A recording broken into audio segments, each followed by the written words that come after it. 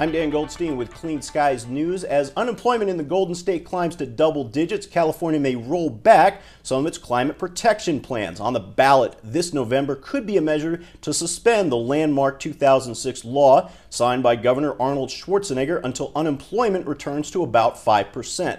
That law would impose tougher emission standards on California vehicles, cap emissions in 2012, and require businesses and emitters to buy and sell allowances. But critics are saying that's costing the state jobs. One of those critics is Steve Milloy, founder and publisher of junkscience.com, and advisor to the initiative. Steve, thanks for being with us. Dan, thanks for having me. Sure. Let's talk about this first.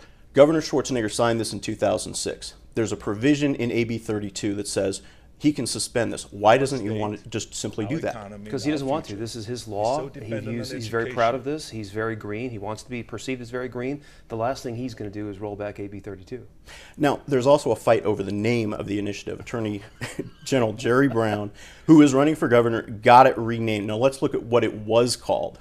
It was the California Jobs Initiative, right. And now this is what it's called. Suspends air pollution control requiring major polluters to report and reduce greenhouse gas emissions that cause global warming until unemployment drops below specified levels for full-year initiative statute. That'll fit on a ballot, right? Yeah, he could have saved a few words just by calling it that you don't want to vote for this initiative.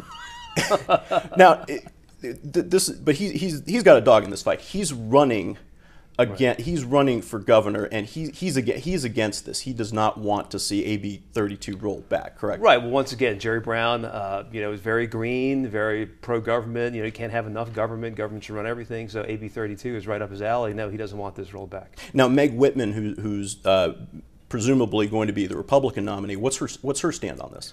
Well, Meg Whitman has been anti-cap and trade. I think she's for this measure. I mean, I imagine she is. I don't know that for a fact, but I think she would be for this. She's against the cap and trade bills that are in Congress right now. AB 32 is just like those, so I imagine that she would support something like this. Now, how close are you to getting this on the ballot? California law says you need about 433,000 right. signatures, and you have to have this by June, right? Well, we're in the process of gathering the signatures and hope to have the signatures by June. So we're confident it'll be on the ballot. Now, what exactly would this initiative do to AB 32? Well, it would basically halt the implementation of AB 32 until unemployment in California went down to about 5.5%. Now, why exactly are you seeing, or from your point of view, are you saying that AB 32 is actually costing the state jobs right now? Well, AB 32 is cap and trade just like federal cap and trade, and there's nobody that I'm aware of that has a study that shows that cap and trade is going to add to economic growth. Cap and trade is an expense. Cap and trade is going to cost California jobs. It would cost the U.S. jobs, and California really can't afford that right now. I mean, California's got 12% unemployment, and we're going to start sending businesses out of the state. That doesn't make any sense. Cap and trade would do that. Now, one of the things we've seen in the last 6 months is ClimateGate and the controversy of the IPCC and the global warming studies. Is that having any kind of impact in the Golden State as to the ability to get this initiative on the ballot and people's response to global warming? Well, I think cap and trade has historically had problems because of the economic costs. I mean, people understand that right away. What ClimateGate has done has basically vindicated the global warming skeptics like me. We've been saying for the last 15 years that there's no science behind this, that the alarmists have been conspiring to silence us. As it turns out, ClimateGate shows they've been destroying data, destroying emails.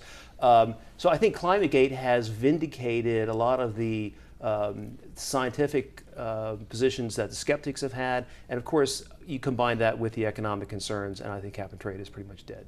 Now, what happens, say, if this initiative does pass in November? I would imagine, are you planning to have this initiative in other states, potentially where there's other local and regional and statewide initiatives for controlling climate change? Well, I'm not aware of any plans for that. I mean, this initiative came out of California, so it's very California specific. All the initiative would do, it wouldn't repeal AB 32, unfortunately. All it would do would be to put it on hold until California's economy recovered. Okay. Well, one thing I have to come up with is where exactly is the debate over climate going? Are we going to see a cap and trade bill, or is that going to be dead? And is this initiative that we are seeing in California simply a result of that? Well, it looks like the upcoming Murkowski resolution, which will be a congressional vote on whether EPA should regulate CO2, and the vote on the AB 32 initiative. They both seem like the only votes that will happen this year on climate. So it's very interesting because proponents of cap and trade thought that we'd be voting on cap and trade this year, but we're actually going to be voting on two entirely different. So it's quite interesting. Steve, thanks for joining us. I'm talking with Steve Milloy of junkscience.com. Thanks for coming in. I'm Dan Goldstein, and you are watching Clean Skies News.